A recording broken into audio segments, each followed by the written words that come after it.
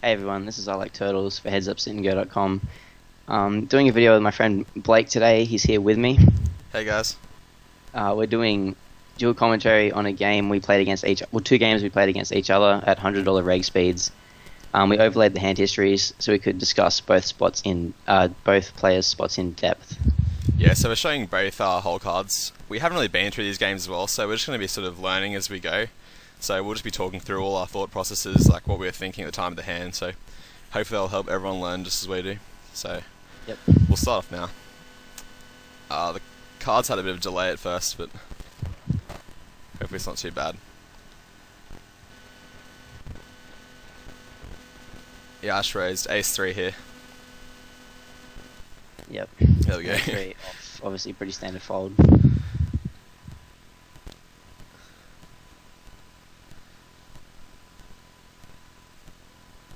So we did agree to both min raise 100% of buttons at deeper than 45 big blinds for the video. Yeah. So with when you're raising 100%, I mean, I think that means I can really open up my 3-bet bluffing range. And 8-5 off, it's not a great hand to flat. Like it's probably fine plus EV, yeah. It's probably fine to flat against a 100% opener, but I think 3-betting is gonna be fine. Yep. And then I also kind of expected you'd 3-bet kind of wide, and I mean, even if I don't know that, King 10's obviously a standard call for me. Yeah, I mean that's the dynamic that we have. Like you're probably gonna be calling pretty wide against 3-bets because you know I'll be 3-betting wide. But I mean, I think it's still plus EV, and it's probably fine for me to 3-bet it. On this flop, it's a pretty bad flop for me because it does hit your calling range against a 3-bet pretty hard.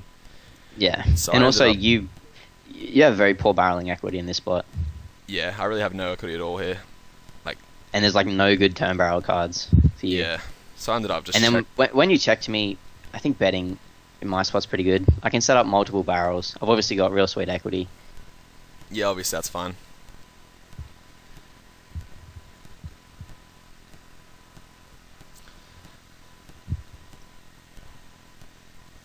So this spot was somewhat interesting as well. I ended up c-betting this board. I mean, I think it's very viable just to check back here, and I think a lot of people probably do that as a standard without even putting too much thought into it. I think most heads up sit and go players actually c-bet as standard, and I think on this particular board that's fine. I think that I'm not going to have a check raise range on this board. I think it's just bad for our overall ranges to check raise here. Would you agree with that? Yeah, sorry. I mean, I guess you're right. A lot of people just probably do c-bet, but so yeah. Because Ace A2 Rainbow is really, it's not going to be a board you're check raising a lot because like you're just going to have so many bluffs and like it's really hard to construct good ranges if you're going to be check raising this board. So yeah, we're either going to get way too bluff heavy with our check raises, and then to counter that, we're going to have to add value hands, which in turn will make our check calling range really weak, and you can just barrel with impunity given that your range is like infinitely stronger in position. Yeah. So I do like your c-bet here with 8-6 though. I think because I'm going to have no check raise range, you're not going to get like bluffed off your hand, at least not by a check raise. I could float and bluff the river, but if you notice I'm doing that, you can start calling down. Yeah, it's something that's quite easy to adjust to. If I start noticing that you're obviously floating a lot of flops and then stabbing rivers, I mean, I can just really open up my calling range and make it quite unprofitable for you to do that. Yeah, so, like, and I think that you just get value. I'm just gonna check call here with 2x and like, you know, hand like pocket threes or king high, and I'm just going to show those hands down. So I think c-betting here is the best play, and I think in my spot, check calling is also the best play just because you're going to have so much air when you bet this board. Yeah.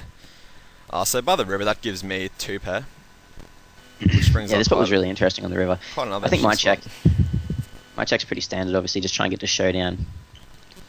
Yeah. So I ended up overbetting the river here. I mean, it's a spot where I really don't represent much, and I really have pretty much the strongest hand I can have here, except for maybe pocket sixes. And maybe 7-5. Yeah. Sometimes. But stuff like 7-5, I think I really would bet a lot of turns with 7-5, just because you have so many, you know, king highs, 2x in your range. Yep. I think a lot of 7-5 when we betting. 10-7, I'll probably bet the turn. So like when I bet this river, I mean, it's kind of hard for you to put me on a credible hand here. I guess 8-6 and pocket sixes are really my 2 main hands I can actually have here after I check back the turn. So I don't think it's terrible to overbet just because my range is pretty weak. Yeah, and I think in my spot, like, I obviously know that you know that it's kind of weird to overbet here. So I don't think that you're going to be overbetting a lot of bluffs. Yeah. I think that often you'll overbet here because you know it looks like just so weird. I think it's just going to be some hand like this, just some very rare like value hand. So I just elected to fold. That's true. I guess it does turn to a leveling war half the time. Yeah, I think that happens a lot between us. That's the main challenge of playing each other. Yeah. But it makes for some interesting games.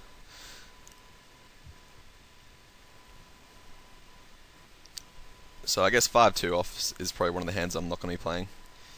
Yeah, I think you can 3-bet it. It was actually, my strategy was to 3-bet. I was trying to play 91% out of position against your 100% min raise, and 5-2 was in my 3-bet range.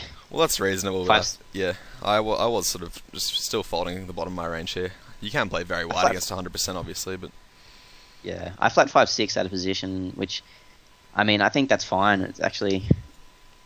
Obviously, I mean, it's too good to 3-bet. It actually sounds kind of weird, but when I'm trying to play so wide out of position, if I start 3-betting, you know, all these offsuit connectors and stuff, my frequencies are just going to get way out of I mean, normally it's a pretty good hand to 3-bet bluff, to have in your 3-bet Yeah, definitely. I just think in our specific situation, like when you're playing against the 100% min raiser, and someone who's also obviously like competent, like if I start 3-betting, I think against a lot of regs who raise really wide, I can just 3-bet like 30% and they're not going to do anything about it. But like obviously, if you're 3-betting 6-5, then it really does open up your 3-betting range, and that leaves you like vulnerable to getting to me. So if I start 4-bet bluffing, then you know. And also, you can just flat betting in position, and I have a really wide range. Yeah. So yeah, I think flatting. It's probably good to flat if you're going to be 3-betting worse hands than that. Yep. However, if you were opening less, like 85%, then the bottom of my range would like shift up, kind of, if that makes sense. So 6-5 would start becoming a 3-bet, and then I'd start flatting. Yeah. I'd start folding. Sorry, at the very bottom. Anyway, so you checked back pocket 7s on this flop, which is pretty reasonable considering how wet it is, I guess. Yeah, pretty standard check back. I ended up not stabbing here on the turn. We do have a gut shot. Sorry, we actually have a double gut shot, so the 9 or the king, but I just think the ace it's a really bad card, as in it just means we can't have as many aces, and that means our stabbing is really going to be less credible. And I think your check back range does have a lot of jack x, it does have a lot of 10x, and also king x, which I'll be calling. So I think you just call too much on the turn here for me to stab. Yep, and I could also even have maybe pocket queens, pocket kings, and maybe some low ace x sometimes. Yeah. So while I could follow up with 2 barrels, I still think you probably just call 2 streets too much here for me to be bluffing. And I just checked, and yeah, I think that's pretty reasonable. With the intention of check calling, obviously.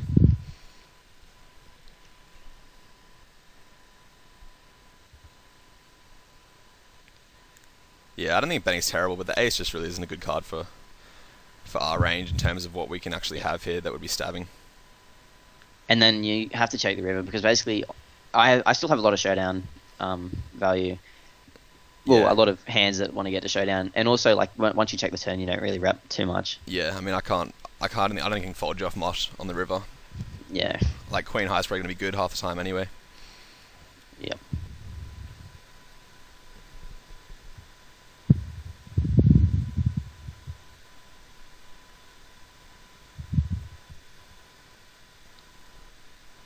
So this was also an interesting hand. Yep. So my standard 3-bet against you, I just sort of and ace-7, I'm pretty happy defending. I assume you're going to be 3-betting a fair amount. Yeah. Given that we've already decided before the game that we're going to be raising 100%. So yeah, as I have a lot of bluffs in my range, I just balance my sizing at 130. I think that's pretty reasonable. I just sort of that's my standard as well. With all hands against you.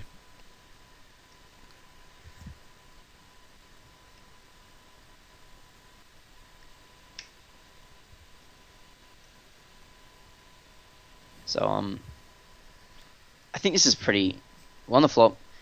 You say that. I think that flatting. I mean, obviously, I can make a case for raising. What do you think about both spots? Firstly, well, I think raising. Secondly, I think if you raise, I mean, I'm not sure if there's that many. Like, what hands am I gonna really? What hands do you beat? What hands are you getting value out of if you raise? I think. Yeah, it's mostly really counting on like, sort of folding like a lot of 7-5 suited 3-bet or something like that. The hands I get in are all like 8s plus really, and sort of. I don't think there's that much value in raising. I think you're probably better off just flatting and hoping I barrel. I think flatting's also a lot better for overall ranges again. Yeah, it definitely is. And like it makes it harder for you to play against me and harder for you to barrel me. Yeah. When I have stronger hands in my calling ranges in this spot. Yeah. And this is potentially a board I might barrel if I had, say, like King Queen here or something similar. Yeah, it's quite hard for you to hit, and there's definitely a lot of overcards you have to fold. You might have to fold like just ace x, sort of even sort of middling and low hands that just have one pair. It's gonna be tough for you to call them here. Yeah, exactly. It's quite an interesting spot with aces. The problem with betting is I just don't think there's quite enough value here. Like you don't have a ton of 7x. I guess you can have sort of like 8-7 type stuff, but yeah, I mean, the 7-6 in your range, you have 7-5. It's kind of an interesting spot. I think that in general you shouldn't be betting in this spot just because I think you're mostly going to fold one pair hands. However, specifically against me, I think it's probably better to bet because I know that generally one pair hands fold here, so I would have called. It does balance my range out, and you probably would call wider. It's kind of like a leveling thing though, and like for the people like watching this, it's not a dynamic that's going to apply to like 95% of their games. Yeah. I think it's just something specific between us, where I think that you should have bet on the turn. But I mean, checking is obviously not bad, and in my spot, once you check the turn, I think it's probably too thin for me to bet as well. Yeah. I think actually once you check and I bet, I actually rep stronger than you, and I think I overrep my hand by betting. I mean, there's really not much you get value from either. Like, what hands am I check calling here that you get value out of? There's really very few. So it's mostly like pair plus flush draws. Like if you had like I don't know, four two of spades or something. That's true. That's pretty limited. But yeah, so the river. Yeah, I mean, it's just the river does bring the ace. So I have the board pretty crushed right now with top set. But it's quite an interesting spot actually. As I was in this position, I just can't see too much value in me betting. Like, I think if you had an ace, you'd definitely bet it on the river if I checked you. Yeah, I can't see you checking it back. So I think any ace you have, you're going to be betting anyway if I checked you.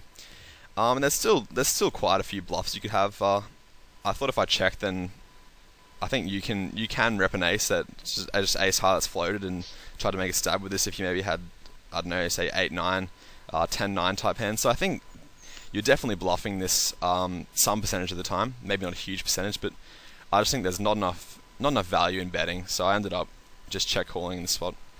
Yeah, I think that something else worth considering is if I did have a hand like King 4 suited, I'm more likely to turn it into a bluff than I am to call a bet, I think. Yeah. And that's true as well. So I think this is really just and then in my spot, like once you bet the flop and check twice on the turn and river, I think I just have to value bet. Obviously with my hand. Yeah, I mean there's not much you can do really here apart from value bet, and I'll just check call. Well, what do you think about sizing? So you meant at 220, was it? Yeah, 220 into I think it was 480. Yeah. I don't know. It's somewhat interesting, I guess, but I think it's a spot where, like, generally, I think I can go smaller with my whole range, just because, like, if I'm bluffing, I don't need to bet very much. I think in a lot of spots, like, some people have very face-up and exploitable bet sizings, but I think this isn't a spot where I have to worry about it too much. Yeah, the problem is if you bluff like 380 here, then you're gonna have to be balancing that by betting your ace x 380, which is pretty thin. I mean. Yeah, so I think it's a spot where betting 180 or 220 it really like accomplishes the same thing. Like I'm still gonna fold all my air hands here. I'm not gonna call. Like I can't see myself calling any hands that I would fold to 380 whatever. So I think 220 is fine. Yep.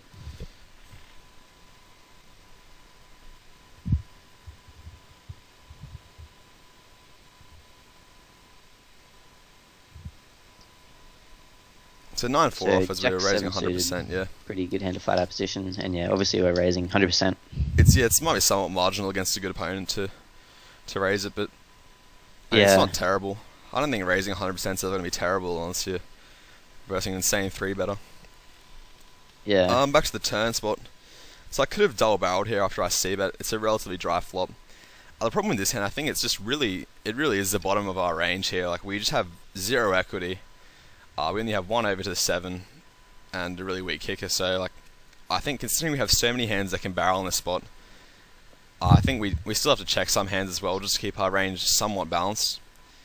Otherwise you can just call way too light and exploit us really easily if we're double barreling this like 100% of the time.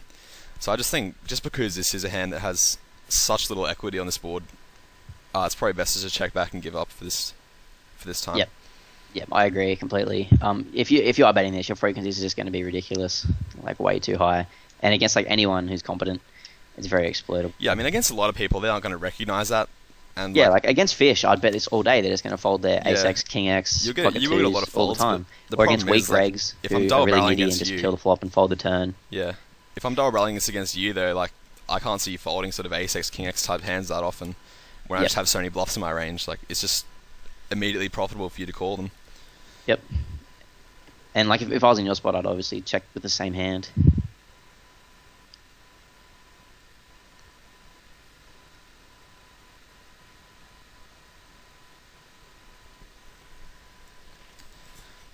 So 9-2 off, still a fold. Yep.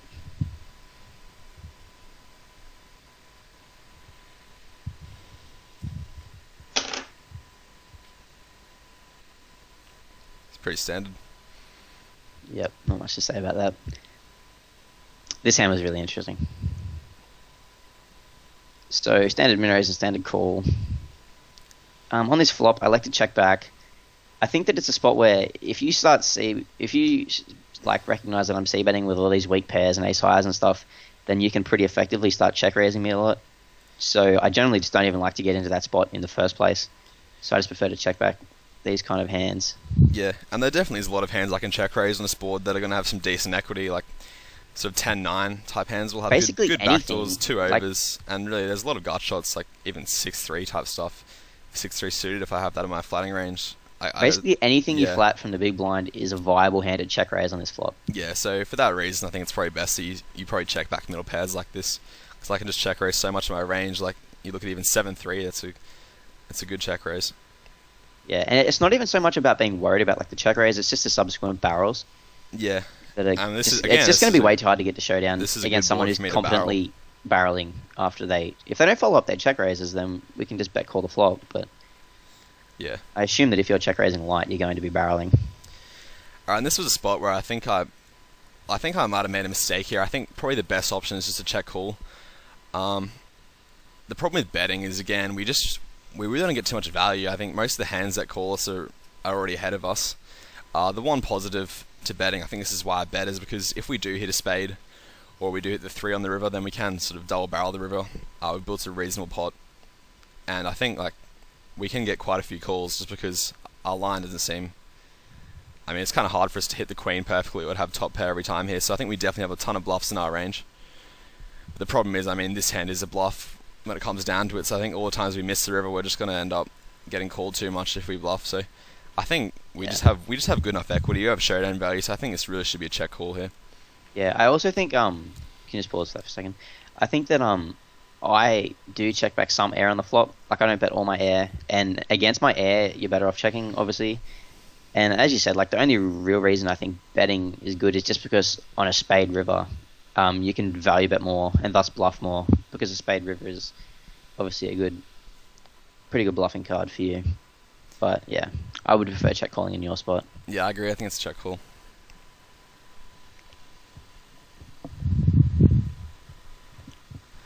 So I did get a 3 river, which is pretty fortunate for me. Yeah. Yeah, I think I can definitely have a lot of bluffs in this spot, looking at it from your point of view. So I definitely have bluffs in my range here. Yep, the 3 definitely. does connect a few sort of gut shots that might have hit, like, I don't know, stuff like ace 5, obviously, 5-6, that's got the double gut shot, but it does connect a few straights, but there's still a ton of bluffs in my range, like even just stuff like 9-10, just random hands like that they're so good to bet here, and Yeah, probably to there's follow up tons on of the stuff. river when your range is really quite weak.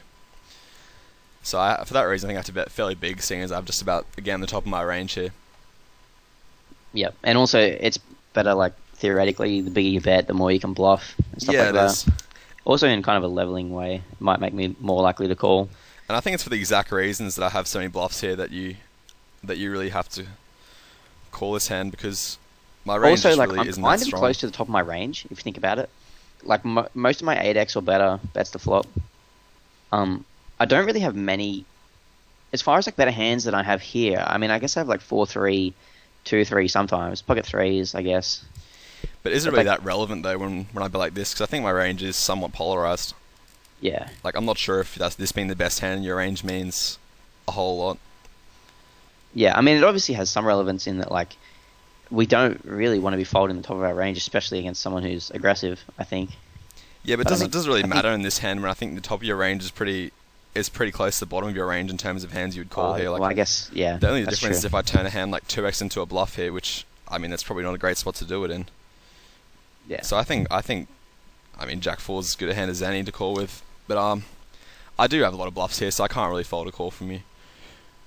Yeah. And this is a spot I would bluff pretty frequently.